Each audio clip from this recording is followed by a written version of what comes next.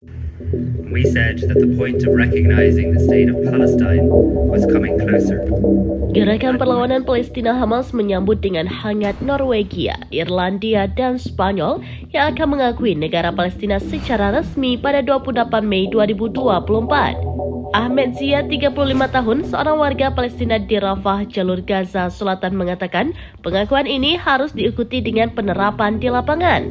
Selain itu, warga Palestina lainnya, Ismail Hassona, 46 tahun, mengatakan ini adalah langkah yang luar biasa. Israel menanggapi keputusan Spanyol, Norwegia, dan Irlandia dengan mengungkapkan kemarahannya. Perdana Menteri Israel Benjamin Netanyahu menentang pengakuan tersebut.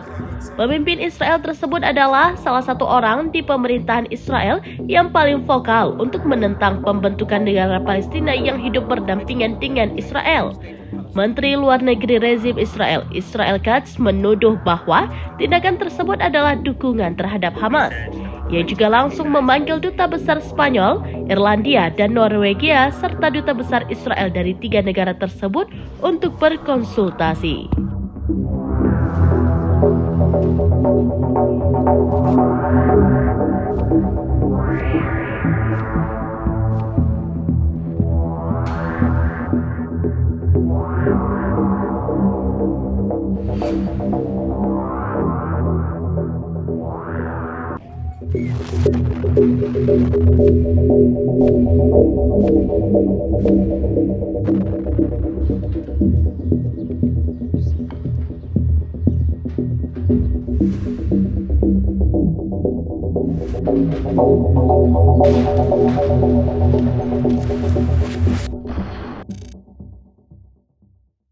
Download Tribun X sekarang, menghadirkan lokal menjadi Indonesia.